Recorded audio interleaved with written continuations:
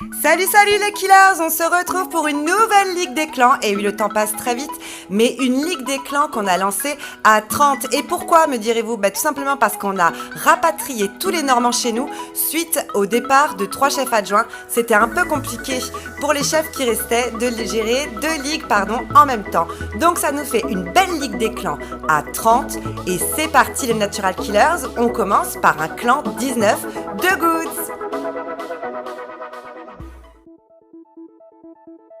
Et on ouvre le bal avec l'attaque de Crazy, un de nos cariboufs qui va tomber sur un TH2 avec des murs hyper préma et une magnifique cour de récréation au milieu. Vous allez vite comprendre pourquoi.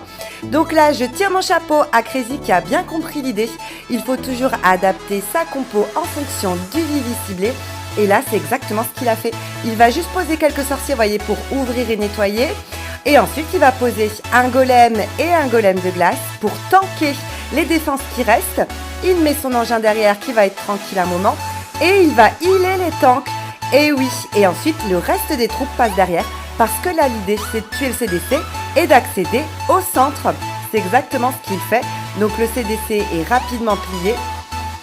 Les troupes suivent et alors là vous allez voir, non même pas. Donc là il y a les 3 Tesla en plus au milieu, on pouvait s'en douter un petit peu.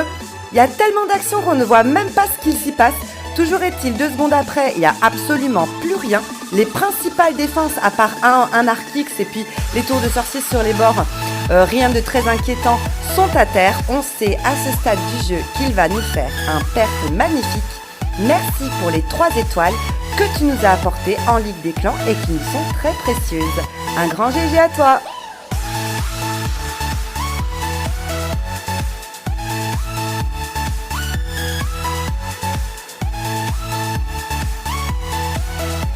Et on continue avec l'attaque de John, à qui je n'ai pas encore eu l'occasion en vidéo. Je souhaite la bienvenue dans notre équipe de chefs adjoints. Un grand bravo pour ta promo. Il va ouvrir un peu plus sérieusement le village en nettoyant aux électrodragons. Il pose d'abord des ballons pour tanker éventuellement les pièges aériens et laisser donc ces électros pouvoir travailler tranquille. Boulot qui font large, puisque là clairement c'est bien propre. Il pose donc les golems de glace pour tanker l'engin et les sorcières derrière. Des healeuses pour aider la reine. Voilà, donc il va gérer le CDC adverse et il va nous le faire, ce TH12. Alors, petite parenthèse, s'il vous plaît, on le dit, on le répète, avant de passer de niveau d'HDV supérieur, maxez tout votre village parce que là, le gars en face, c'est un maillon faible pour son équipe. Il a des murs de TH9, quoi. Donc les troupes, elles rentrent dedans comme dans du beurre. Il a besoin de rien. Même l'engin ne lui sert à rien. Voilà, donc un grand GG à toi pour ce perf en Ligue des Clans, John.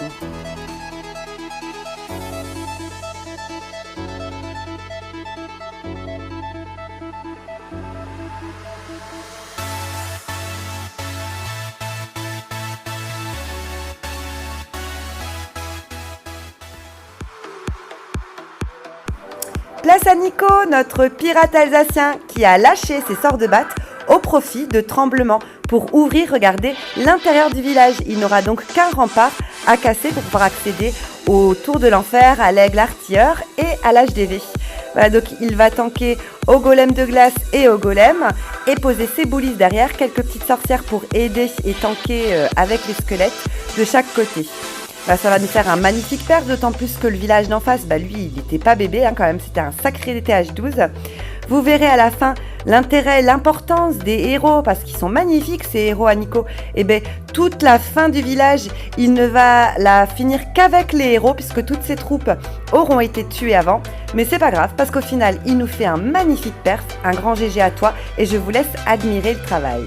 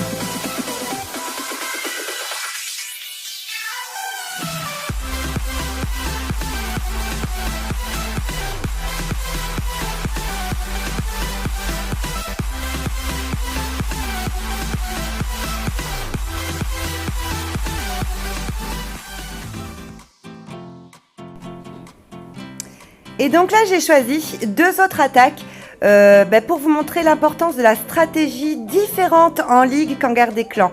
Donc là, notre Looping, notre chef, va taper le 13 en face. Il va donc monter du 21 au 13 pour pouvoir ensuite assurer 3 étoiles en dessous parce qu'il savait qu'il pourrait faire au moins 2 étoiles sur ce numéro, donc bien plus élevé dans la map. Au final, non seulement il va nous en faire 2, mais il va même nous en faire 3. Et alors là, je lui tire mon chapeau parce que même si ces murs sont très faibles, ça reste un HDV 12 en face. Donc un grand GG à toi, Looping. Voyez comment il a réussi à faire rentrer le démolisseur au centre du village. Donc il avait alors auparavant pris la technique des TH8, sortir le CDC pour pas être embêté pendant son attaque au centre. Là, les chauves-souris qui finissent le travail magistralement. Vraiment un grand GG à toi, Looping. Et merci de nous avoir perf le 13.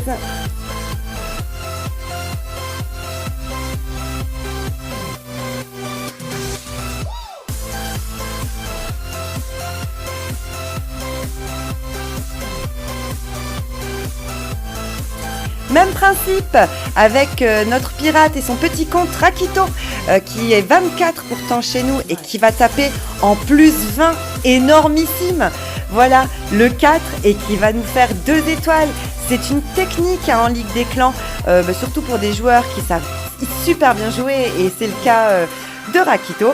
Voilà, donc qui va taper du côté de l'HDV pour choper l'étoile de l'hôtel de ville et assurer un minimum de 50% pour avoir la 2e étoile.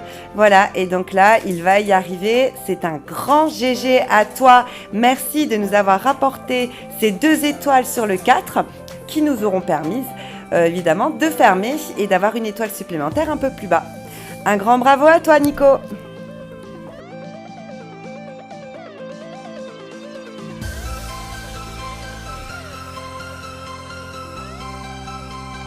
Et on arrive donc à la fin de la première journée de ligue qui se solde par une magnifique victoire des Natural Killers. Un grand bravo à vous. Et pour le coup, je vous ai préparé une petite surprise. On va faire le point sur la map en musique. Écoutez.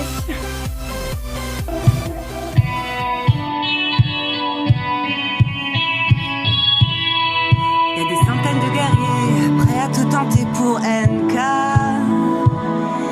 À saigner pour la gloire, de vivre la victoire ce soir.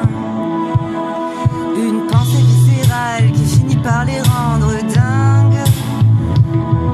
Nous à coups de golem, on s'entraide, on s'entraîne. Ici tout le monde déraille. La ligue est 100 fois trop bonne.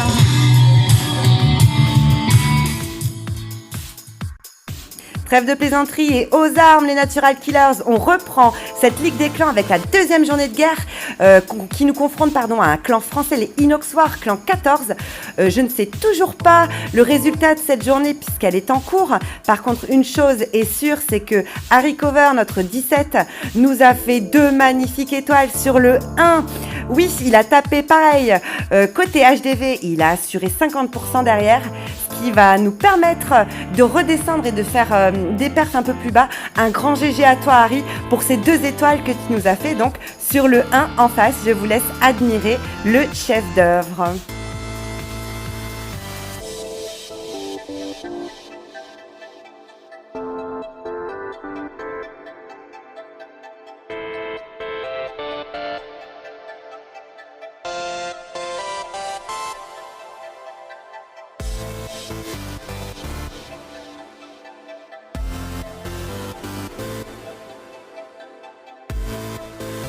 Elle danse les queens et en rythme s'il vous plaît, les 2 reines de glace.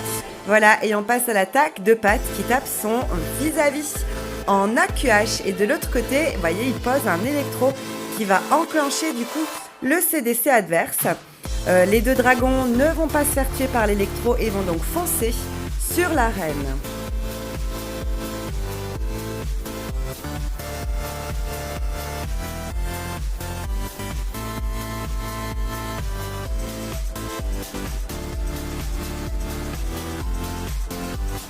À l'arrivée du CDC, il va devoir rager son AQH. Voilà, et là il va poser un sort de gel parce que la reine a eu beaucoup de mal. Il a enclenché le pouvoir de la reine et il a posé un gel pour qu'elle puisse continuer et aller tuer la Glartier. Et même là, vous allez voir, ça a été limite, moi j'ai eu chaud pour lui. Donc là l'idée c'est de poser l'engin en parallèle avec toutes les troupes à l'arrière et l'engin doit mener toutes les troupes jusqu'à l'HDV. Seulement voilà, eh bien dans ce genre de compo c'est le danger. Le démo va se détruire avant les derniers remparts et donc les troupes vont être happées sur le côté par les bâtiments et les défenses qu'il y a, elles vont tourner et malgré le sort de saut, vous voyez, il a posé un sort de saut in extremis, c'était pour prévoir le coup, mais ce sera pas suffisant parce qu'il y a la méga Tesla, je crois que ça s'appelle comme ça, sur l'HDV 12. Et du coup, elles ne tiendront pas le coup et ça ne suffira pas. Donc s'il avait gardé son sort de gel, il aurait pu geler l'HDV, ça lui aurait fait 2 étoiles. Mais là, il aura qu'une étoile, malgré un beau pourcentage. GG à toi quand même, mais c'est dommage.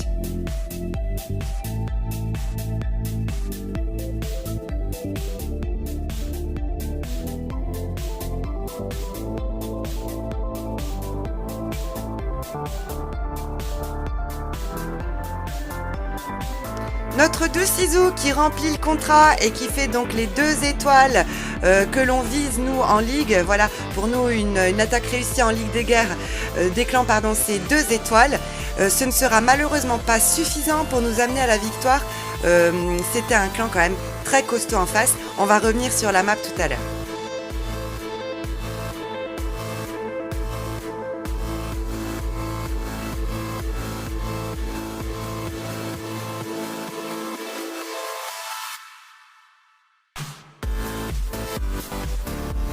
Voilà, 55 à 59, il nous manque 4 étoiles pour remporter cette poule. Donc vous allez voir la technique qu'on avait dit. Là, il y a Goku qui est redescendu, qui a perf plus bas. Pareil pour Schizo, ça n'aura pas été suffisant. Cette défaite de 2e jour nous propulse au 6e rang de notre poule. Mais on n'a pas fini la guerre. On se retrouve très vite pour les 2 prochains jours de ligue. À très vite les killers!